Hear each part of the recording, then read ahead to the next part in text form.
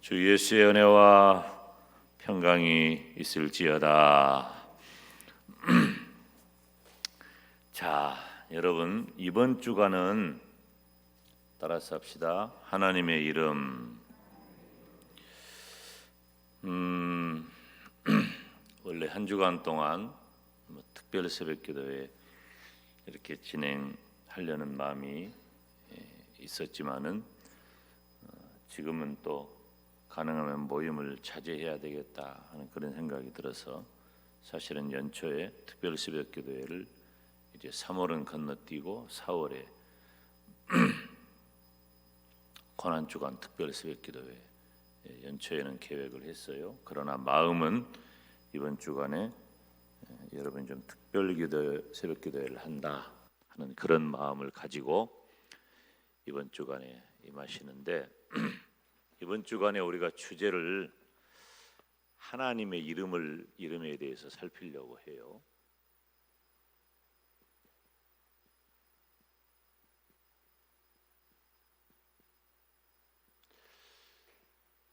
호칭이 중요하죠. 여러분, 이 호칭은 상대를 부르는 표현이에요. 상대를 지칭하는 말이죠. 사람들은 저를 뭐라고 부를까요? 저에 대해서 제 이름을 부를 때는 김용대 씨 그렇게 부르기도 해요. 근데 저를 잘 아는 사람은 그냥 김용대 씨 안 하죠. 목사님이라고만 불러요. 우리 교회에서도 호칭이 조금 목사님이 여러 분 있지만 그 여러분들 가운데 목사님 그러면 대체적으로 저를 지칭하는 경우가 덜어 있어요.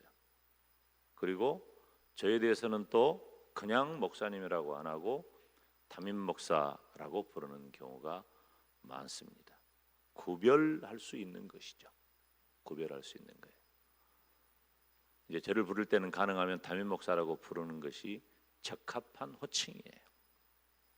왜냐하면 그것이 내가 누군지, 내가 하는 일에 대해서 잘 드러내기 때문이에요. 여러분들도 각자 다 호칭이 있죠. 장로님, 집사님, 권사님. 교회에서 부를 때는 굳이 그렇게 불러야 합니다. 교회 안에서도 뭐 세상적인 호칭, 일반적인 호칭 부르는 것은 적합하지 않아요. 저도 어렸을 때부터 한 교회에서 쭉 자랐기 때문에 그냥 교회 안에서 너냐, 내냐, 형이냐, 동생이냐, 오빠냐, 누나냐 뭐 이렇게 목사가 돼가지고도 그랬다니까요.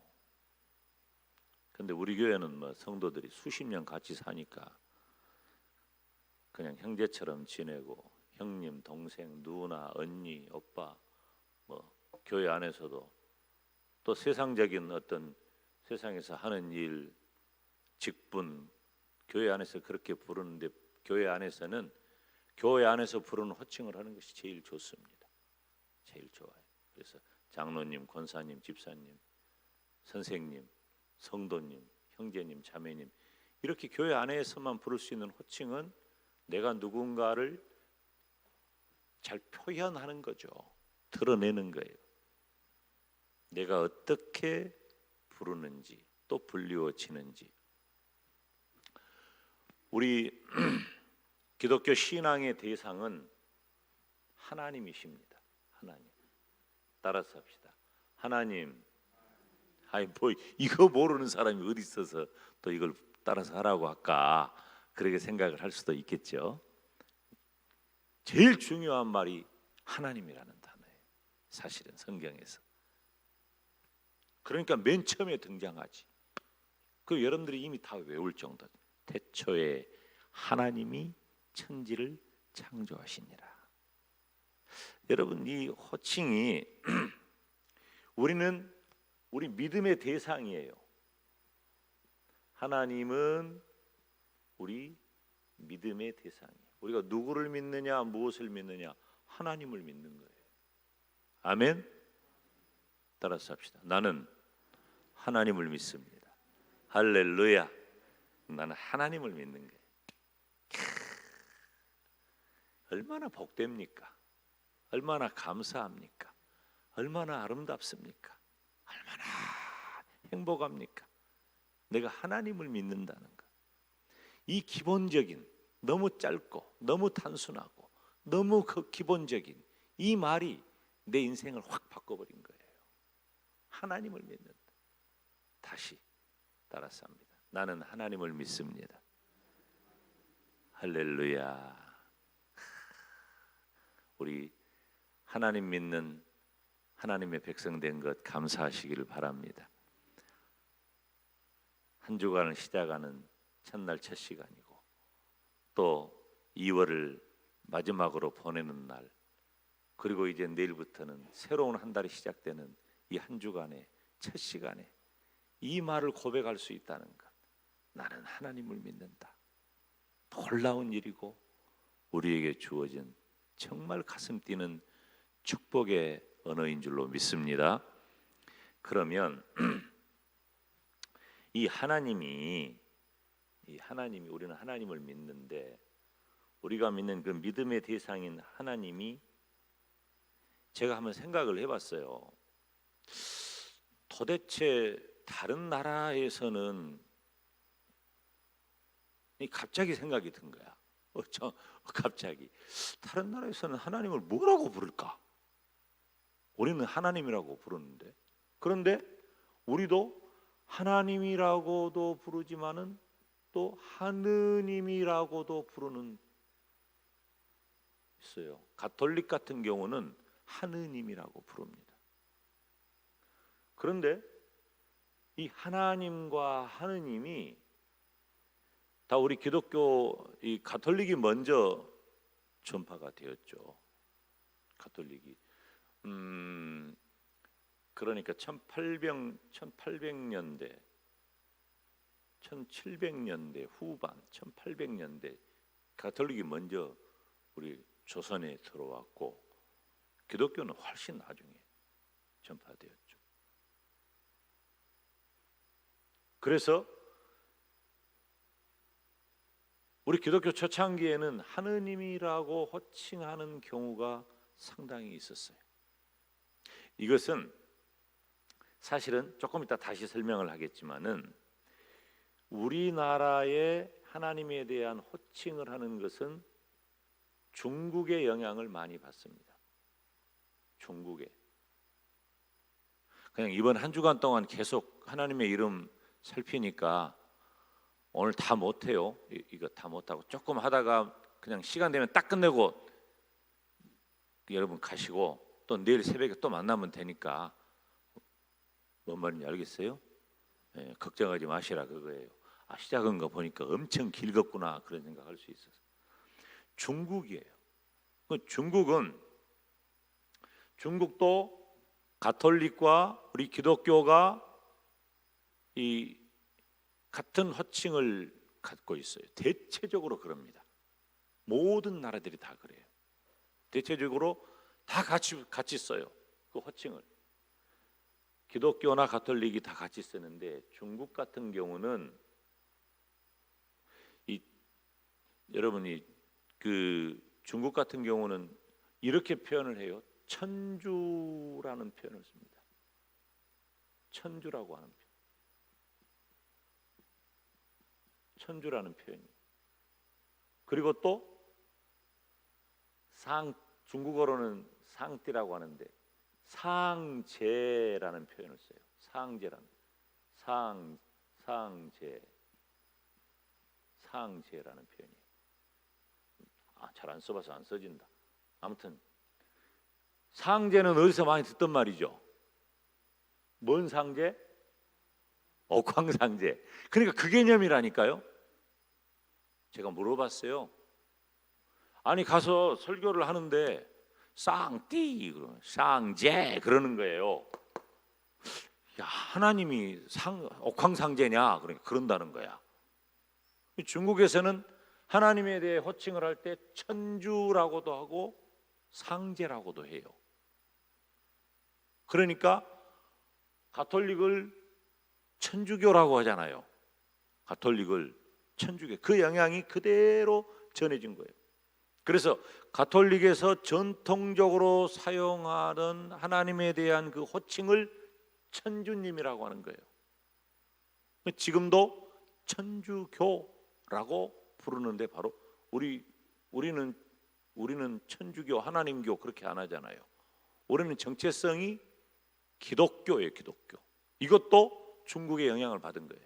기독교라고 하는, 기독이라고 하는 것이 이 헬라의 크리스토스가 영어의 크라이스트가 되고, 크라이스트가 중국으로 들어오면서 그 크리스트라고 하는 말에 그 음을 따가지고 우리의 이두처럼 따가지고 기독이라는 한문을 썼고, 그 기독이라고 하는 한문을 한글로 번역한 것이 그리스도라는 말이에요. 한글로 번역을 다시 한 거예요.